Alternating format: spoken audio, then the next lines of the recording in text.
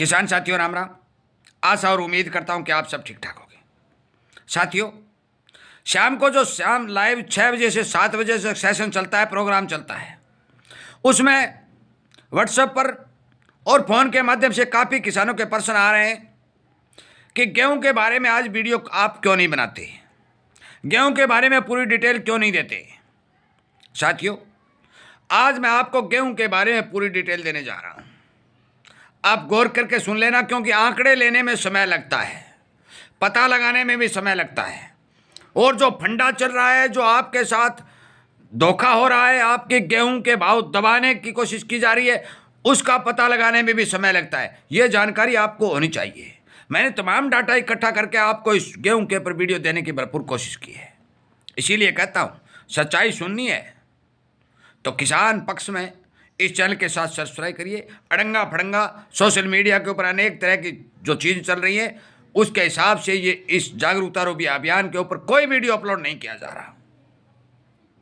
Share जरूर करिए ताकि हर किसान को जगाया जा सके। अब सुनिए गेहूं के बारे में। गेहूं आपको पता है कि सरकार भारी भरकम खरीद करती है। सरकार के पास लगभग 90% स्टॉक सरकार के पास होता है।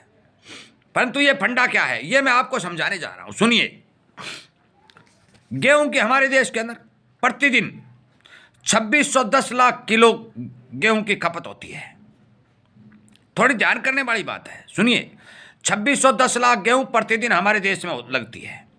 इसके हिसाब से यदि आकलन किया जाए, जो आंकड़े निकल के आए हैं वो 950 लाख टन के आंकड़े आए हैं। भी 950 लाख टन गेहूं हमारे भारत देश के अंदर खाने के लिए जरूरत है। ये आंकड़ा ध्यान रखना साथियों, ये आगे वीडियो में आपको काम आएगा, ये बता देना चाहता हूं। ये 950 लाख टन वाला आपके काम आएगा, थोड़ा ध्यान रखना। मैं बता देना चाहता हूं कि 65 किलो प्रति वर्ष एक आदमी के हिस्से में गेहूं आ रही है। जो जनसंख्या के आधार पर और खपत के आधार पर जो आंकड़े आए हैं, अनुमानित जानकारी, आंकड़े एक करेक्ट नहीं होता। ये लगभग 70 और 80% तक ये आंकड़े करेक्ट सही सिद्ध होते हैं। 100% कभी नहीं होते, परंतु अनुमानित आंकड़े मैं आपको समझाना चाहता हूं। 65 किलो गेहूं एक आदमी प्रतिवर्ष में खाता है और हिस्से में आती है, जिसके हिसाब से 950 लाख टन गेहूं की हमारे देश में जरूरत पड़ती है। 11 राज्यों के अंदर गेहूं की सबसे बड़ी खपत है, और उन 11 राज्यों में हमारे भारत की 38% आबादी रहती है। वो कौन कौन से राज्य हैं? वो राज्य हैं राजस्थान, हरियाणा, पंजाब, मध्य प्रदेश, उत्तर प्रदेश, गुजरात और महाराष्ट्र। ये राज्य हैं जिनमें देश की 38% जनसंख्या रहती है। इनमें सबसे ज्यादा गेहूं की खपत होती है। एक आंकड़ा निकल के आया है कि पिछले सालों से अब मौके के ऊपर गेहूं खाने के अंदर औसतन जो गिरावट आई है वो आई है 53.5%, और शहरों में आई है 41%, 1%, क्योंकि लोगों ने गेहूं के खाने को इस्तेमाल करना थोड़ा कम कर दिया है। परंतु यह सच्चाई है, इसमें कोई ज़्यादा फर्क पड़ने वाला नहीं है। मैं बता दूं, गुजरात का जो आंकड़ा निकल के आया है, वहां पर स्पष्ट तौर पर बता दूं कि गेहूं खाने की खपत बढ़ी है। यह खपत घटी क्यों है? पहले तो इसका कारण बता देता हूं कि लोगों ने मोटे अनाज, चना है, बाजरा है, इस तरह के अनाज खाने शुरू कर दिए हैं। फल है, सब्जी है, बाहरी खाना है, इस तरह की चीज़ों की ओर ध्यान देना ज़्यादा शुरू कर दिया, जिसके कारण मामूली खपत में कमी आई है।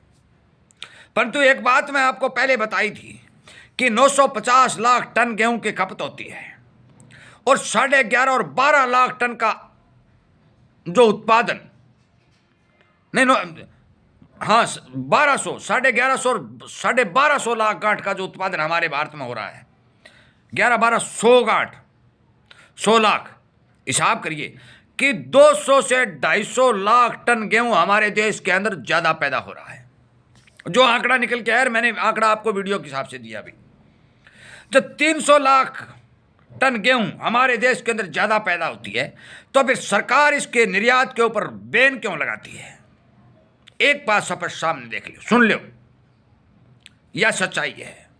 आज गेहूं के बिस्कुट, आटे, दलिया, सूजी, गेहूं सब पर निर्यात पर बैन है। मैं आपको बता देना चाहता हूं कि 300 लाख टन गेहूं का अतिरिक्त पैदावार भारत के अंदर का होना निर्यात के ऊपर बैन लगाना यह किस बात का संकेत है? ये इस बात का संकेत है कि कहीं किसान को गेहूं के भाव नहीं मिल जाए, क्योंकि यदि निर्यात खोल देती है तो फिर सरप्लस जो माल है, जो फालतू का माल है, वो विदेशों को चला जाएगा। एक बात साथी और बता दूं, ये भी नोट कर लेना, सर्वे कर लेना, पता लगा लेना कि विदेशों के अंदर भारतीय गेहूं की भारी भरकम मांग है और लगातार विदेश इस तरह के इंतजार में हैं कि जो ही भारत गेहूं का निर्यात खोले और हम खरीदारी करके हमारे देश के किसानों को खिलाएं, क्योंकि भारत की धरती में पैदा होने वाले अनाज, चाहे वो मसाला हो, चाहे वो गेहूं खाद्यान्न हो, चाहे तिलहन हो, चाहे मसाले हों, इनके दुनिया में बहुत बड़ी ग्राहकी है। यूरोप के देश इनके लिए मारे मारे घूम रहे हैं, परंतु निर्यात पर बैन, भारी भरकम उत्पादन, खपत कम, ये इस बात के संकेत हैं कि गेहूं के भाव को संकुचित और बिल्कुल दबाया जा सके। यदि सरकार उत्पादन, खपत और निर्यात को खोल दे तो इन तीनों को देखते हुए गेहूं आज 3500 रुपए से कम बाजार में नहीं बिकता। यह बात मैं विश्वास के साथ कहता हूं। एमएसपी इसके आगे कुछ नहीं है। जो आपको एमएसपी मिल रही है, डिमांड और प्रोडक्शन और निर्यात यदि खोल देते हैं तो एमएसपी कुछ नहीं मायने रखती, क्योंकि बड़ी बड़ी कंपनियां भारत के अनाज को निर्यात करने के लिए, एक्सपोर्ट करने के लिए तत्पर और तैयार खड़ी है। केवल सरकार के निर्यात खोलने के इशारे की जरूरत है। यह डाटा है साथियों गेहूं का।